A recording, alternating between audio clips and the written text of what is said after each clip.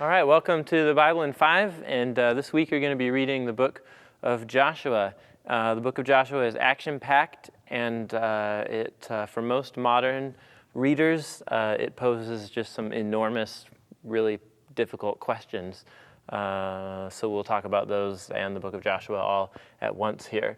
The book itself is kind of falls into a number of main chunks, and the theme of the book is pretty clear. So the people came from the wilderness, and they're entering into the promised land, and not under the leadership of Moses anymore. He died at the end of Deuteronomy, but under the leadership of Joshua. And in these early chapters, Joshua is portrayed as the new leader of the people, as a new Moses. So most of the things that Joshua is doing here are Moses-like things. So in chapter 1, Joshua is called to help the people obey, especially to obey the Torah, the teaching, God's instruction to be obedient to the covenant, and so on. And he helps the people cross the river Jordan, and the story is shaped and the language is all very similar to people crossing through the Red Sea in the Exodus. Joshua is like a new Moses. And so they cross into the promised land, and they send out spies to find out what's going on in the land of Canaan.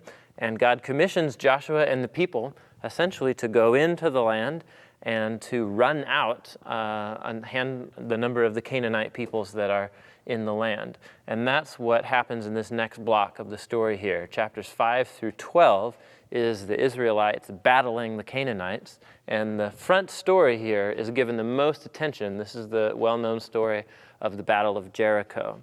And most of everything that comes after it is abbreviated short stories, lists, and summaries. There's years and years and years of events compacted into a very short amount of space here in chapters 5 through 12. What's most likely happened is like decades worth of events are being compressed here in these short chapters.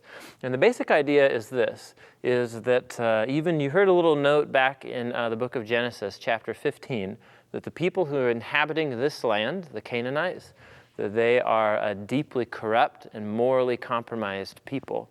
They were well known. They practiced like the child sacrifice or sexual fertility rituals and so on. And essentially, God uses the people of Israel to bring judgment on their corruption and on their sin and rebellion. And so they're called to run the people out of the land or to destroy them in battle. And so these chapters raise big questions for most of us readers. Like, I thought Jesus said, love your enemies, you know? And so these stories pose problems for us as Christian readers of the Old Testament. And that's okay. They always have, and I think that they always will. The core message of these chapters, however, has never been to readers of the book, hey, like go kill people in the name of God or something like that. That is not what these stories are for. The Israelites were called to carry out this policy of destroying just a handful of Canaanite people groups who were the corrupt, sinful, rebellious that I talked about earlier. And this was a form of God's judgment on them. Israel was not allowed to act like this towards any other nations. Read Deuteronomy chapter 20. They were to seek peace with the nations around them. But this was God's justice coming on the Canaanites. And so they battle numerous amounts of the Canaanites here, and the Israelites move into those cities and move into the land.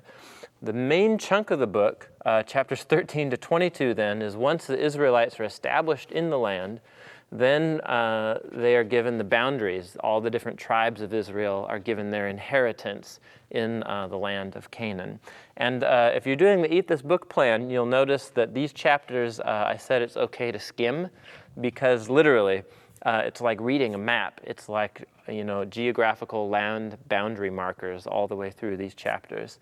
And so to us it seems boring, but to them it was super important, because this is a part of God fulfilling his promises down to the detail. He told Abraham, Isaac, and Jacob that he would bring their descendants into the land, and all of those promises are fulfilled. And God was faithful to his promises to protect his people and bring them into the promised land. The book ends with two chapters that are where Joshua has two long speeches to the people, and they are all about the covenant. These chapters are very similar to the final chapters of the book of Deuteronomy. And in these chapters, he calls them to remember the covenant God made with Abraham, to remember the covenant God made with the people of Israel on Mount Sinai, to remember the laws of the book of Deuteronomy. And he says, you guys are in the land. God's been faithful to you. He's shown you grace. Now you need to step up and obey and live as God's holy people in the land, not like the Canaanites. And he says, if you do, it's going to be great. You'll have blessing. But if you don't, you're going to call down the same kind of judgment that the Canaanites experienced. God will kick you guys out of the land just like he kicked the Canaanites out of the land if you become corrupt just like they did. And so the book again leaves the Israelites with a choice. What are they going to do? They're in the land now. Are they going to obey? Are they going to disobey? What's going to happen? And remember, the larger storyline of the Bible is God's mission to the nation is at work, at stake here with how the Israelites respond. So that's the book of Joshua in the big picture. I hope that's helpful for you. And use the weekly Bible guides to help you read through the book of Joshua, help you sort out some of those questions. So thanks, and we'll see you next time.